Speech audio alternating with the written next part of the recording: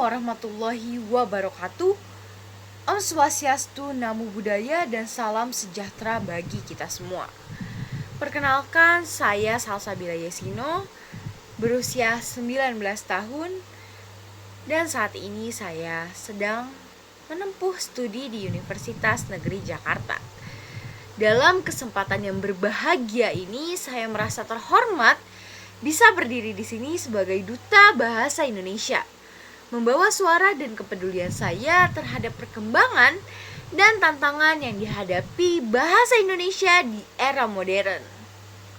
Peran sebagai Duta Bahasa Indonesia bukan hanya sekedar formalitas semata, melainkan merupakan bentuk tanggung jawab moral untuk selalu turut serta menjaga dan mengembangkan bahasa Indonesia sebagai identitas bangsa yang tak ternilai.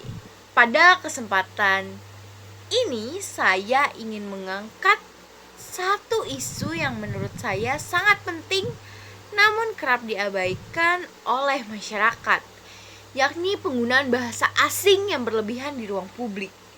Saya menyoroti bagaimana papan nama toko, reklame, dan berbagai elemen visual di ruang publik saat ini lebih banyak menampilkan bahasa Inggris atau bahasa asing lainnya ketimbang bahasa Indonesia. Jika kita berjalan di pusat perbelanjaan atau bahkan jalan-jalan utama di kota besar, kita akan dengan mudah menemukan nama-nama seperti Glow Up, Sky Avenue, Grand Opening, Urban Street Cafe, dan lainnya. Sekilas, ini mungkin dianggap sebagai hal biasa, bahkan sebagai bagian dari modernitas dan daya tarik komersial. Namun, jika kita telaah lebih dalam, fenomena ini menunjukkan gejala yang mengkhawatirkan. Ada kecenderungan masyarakat kita merasa gengsi menggunakan bahasa sendiri dan justru menganggap bahasa asing lebih bergengsi dan menjual. Penggunaan bahasa asing yang secara berlebihan di ruang publik ini mencerminkan adanya pergeseran sikap masyarakat terhadap bahasa Indonesia. Bahasa yang seharusnya menjadi simbol jati diri bangsa justru semakin terpinggirkan, bahkan di negeri sendiri. Ini adalah paradoks yang cukup ironis. Bagaimana mungkin sebuah bangsa maju dan berdaulat jika masyarakatnya tidak bangga terhadap bahasanya sendiri?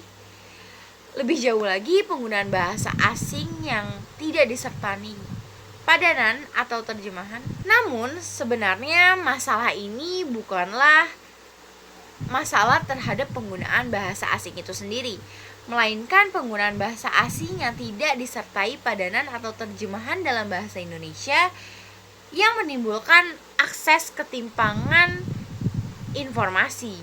Banyak warga, terutama dari kalangan yang kurang memiliki akses terhadap bahasa asing, akhirnya tidak memahami isi pesan yang ditampilkan di ruang publik. Bahasa yang seharusnya menjadi alat untuk berkomunikasi malah tidak bisa menjadi alat untuk berkomunikasi yang adil dan merata. Hal ini juga menimbulkan ketimpangan sosial yang sangat nyata di masyarakat kita.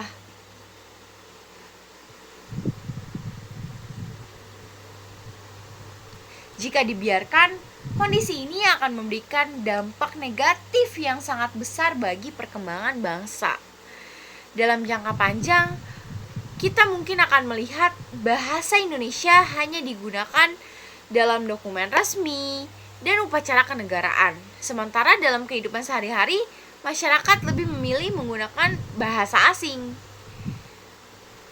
Dalam aspek pendidikan pun, anak-anak yang tidak terbiasa dengan bahasa Indonesia akan kesulitan memahami pelajaran karena mereka tidak memiliki fondasi linguistik yang kuat. Dalam aspek budaya, karya sastra dan ekspresi seni yang menggunakan bahasa Indonesia akan kehilangan audiensnya, akan kehilangan peminatnya. Bahkan dalam politik dan ekonomi, lemahnya penggunaan bahasa nasional bisa menjadi hambatan dalam pembentukan wacana publik yang inklusif dan demokratis. Sebaliknya, jika kita menyikapi permasalahan ini dengan serius dan bertindak sejak sekarang, kita bisa membalik keadaan. Bahasa Indonesia bisa tetap menjadi bahasa yang modern dan adaptif tanpa kehilangan sebagian esensinya sebagai simbol persatuan bangsa. Untuk mewujudkan hal tersebut, dibutuhkan peran aktif dari berbagai pihak. Pemerintah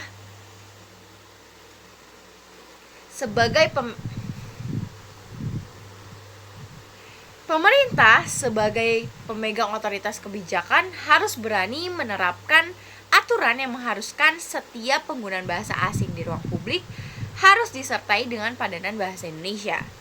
Ini bukan soal pelarangan, tetapi soal pengimbangan dan pelindungan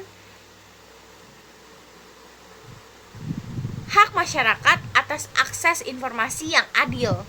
Selain itu, program edukasi bahasa juga perlu diperluas, baik melalui kurikulum sekolah maupun melalui media massa. Sementara itu, masyarakat umum juga perlu didorong untuk menumbuhkan rasa bangga menggunakan bahasa Indonesia dalam kehidupan sehari-hari. Bahasa Indonesia harus tampil menarik, bukan membosankan. Harus menjadi pilihan sadar, bukan sekadar kewajiban administratif.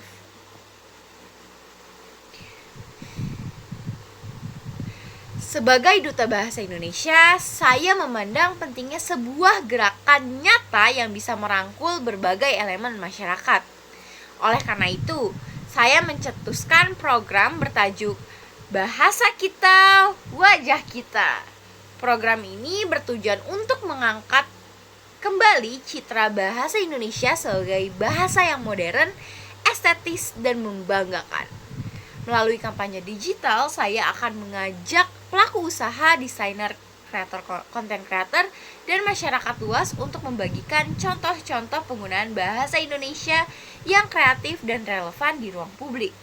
Selain itu, saya akan menyelenggarakan pelatihan untuk pelaku UMKM agar mereka bisa merancang materi promosi dalam bahasa Indonesia yang komunikatif dan tetap menarik secara visual.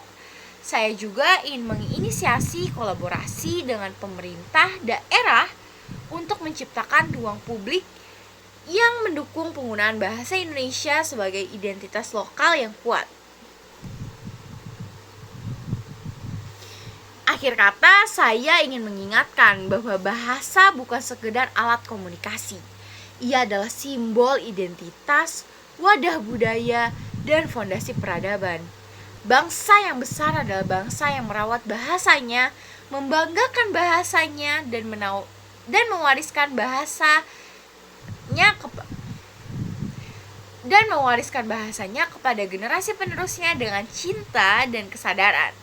Mari kita satukan langkah, teguhkan niat, dan wujudkan ruang publik yang ramah, inklusif, dan membanggakan bahasa Indonesia sebagai milik kita bersama.